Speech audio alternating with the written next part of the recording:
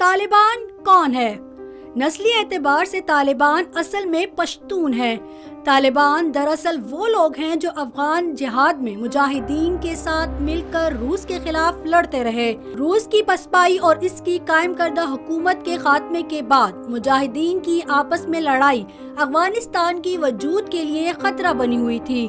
روس کو شکست دینے کے بعد مجاہدین کی باہمی خانہ جنگی میں مسلمان بھائیوں کا خون رائے گاہ جاتا دیکھا تو ملا محمد عمر نے 1994 میں چند طلبہ کا گروہ قائم کیا، جسے آنے والے وقتوں میں تحریک اسلامی طالبان کا نام دیا گیا۔ ملا محمد عمر کی سربراہی میں افغانستان کا مکمل کنٹرول حاصل کر لیا گیا اور اپنی حکومت امارت اسلامیہ افغانستان کے نام سے قائم کر لی۔ طالبان کا دور حکومت 1995 سے 2000 تک تقریباً 6 سال کے عرصے پر محیط ہے۔ اس دوران ان کا زیادہ تر وقت اپنے حریف ایرانی حمایت یافتہ شمالی اتحاد سے جنگ میں گزرا۔ افغانستان کو اگر کوئی چیز طالبان نے دی تھی تو وہ انصاف کی بروقت فراہمی اور امن و امان کی مثالی صورتحال تھی۔ ملا محمد عمر کے زیر کنٹرول علاقوں میں شاہراہوں کو محفوظ بنا دیا گیا تھا، جبکہ پوسٹ کی کاشت پر پابندی عائد کر دی گئی تھی۔ اس کے علاوہ تمام غیر قانونی ٹیکسز ختم کر دیے گئے تھے۔ طالبان کو صرف 3 ممالک پاکستان، متحدہ عرب امارات اور سعودی عرب نے تسلیم کیا تھا، لہٰذا ان کی خارجہ پالیسی کی کوئی خاص سمت متعین ہی نہیں تھی۔ افغانستان کے شیعہ اکثریتی علاقوں میں ایرانی مداخلت کے باعث ایران سے طالبان کے تعلقات کبھی خوشگوار نہ رہے۔ ایک موقع پر تو دونوں ممالک جنگ کے دہانے پر پہنچ گئے تھے، تاہم دوسرے اسلامی ممالک کی مداخلت کے باعث یہ جنگ بامشکل روکی جا سکی۔ پڑوسی ممالک میں صرف پاکستان ہی سے ان کے بہترین تعلقات تھے۔ اسامہ بن لادن نے جب سرزمین عرب پر امریکی افواج کی موجودگی کے خلاف آواز بلند کی تو طالبان کے سعودی عرب سے بھی اختلافات پیدا ہو چکے تھے۔ اس وقت طالبان کے پاس حکومت تو تھی، لیکن آج وہ بھی نہیں۔ اس کے باوجود امریکہ مذاکرات کے لیے ہاتھ بڑھا رہا ہے۔ آخر کوئی تو وجہ ہے۔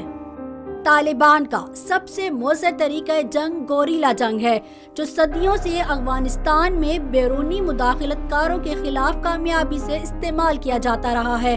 ماضی میں برطانیہ، روس اور آج کل امریکہ کو اسی مزاحمت کا سامنا ہے۔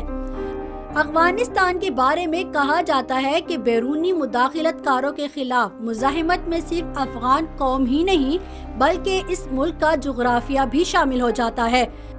افغانستان کا بیشتر حصہ سخت گزار پہاڑی سلسلوں پر محیط ہے، جہاں جدید ترین اسلحہ سے لیس تربیت یافتہ افواج بھی بے بس نظر آتی ہے۔ خودکش حملوں کو طالبان کا سب سے مؤثر ہتھیار مانا جاتا ہے۔ ان کو اس وقت افغانستان میں موجود اتحادی افواج کے خلاف استعمال کیا جا رہا ہے۔ اس کے علاوہ سڑک کے کناروں پر نصب بارودی سرنگیں اور ریموٹ کنٹرول بم بھی طالبان کی جنگی حکمت عملی کا حصہ ہے۔ بنیادی طور پر طالبان گوریلا جنگجو ہونے کی وجہ سے چھوٹے ہتھیاروں پر زیادہ انحصار کرتے ہیں۔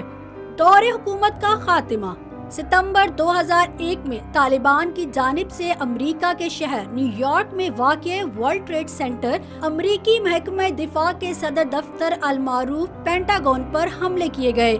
اس حملے میں 3000 امریکی اور غیر ملکی باشندے مارے گئے اور 6000 سے زائد افراد زخمی بھی ہوئے تھے، جبکہ 10 ارب ڈالر کا مالی نقصان بھی ہوا تھا۔ ورلڈ ٹریڈ سینٹر پر حملے کے فوراً بعد دنیا بھر میں تشویش کی لہر دوڑ گئی اور مسلمانوں کے خلاف نفرت کی ایک لہر نے جنم لیا تھا۔ امریکہ کی جانب سے ان حملوں کا ذمہ دار عالمی دہشت گرد تنظیم القاعدہ اور اس کے سربراہ اسامہ بن لادن کو ٹھہرایا گیا تھا، تاہم ناکافی ثبوتوں کے باوجود اس وقت کے امریکی صدر جارج ڈبلیو بش نے اسامہ کے میزبان ملک افغانستان پر جنگ مسلط کر دی تھی، جس کے بعد سے دہشت گردی کے جن نے پوری دنیا کو اپنی لپیٹ میں لے لیا۔ امریکہ اسامہ بن لادن کو اپنا اولین دشمن قرار دیتا تھا اور اس کی تلاش میں افغانستان میں بے شمار کارروائیاں کی گئیں۔ اور بالآخر مئی 2011 میں امریکہ نے اسامہ بن لادن کو ایبٹ آباد میں ایک آپریشن کے دوران ہلاک کر دیا۔ القاعدہ کی میزبان ہونے کے ناطے طالبان کو اکتوبر 2001 میں امریکی جارحیت کا سامنا کرنا پڑا اور امن کا گہوارہ بنائے جانے والے ملک افغانستان پر دیکھتے ہی دیکھتے 56 ممالک امریکہ اور اقوام متحدہ سربراہی میں چڑھ دوڑے۔ آج افغانستان صرف اور صرف ان کی لگائی ہوئی آگ کی وجہ سے بے امنی کا شکار ملک ہے۔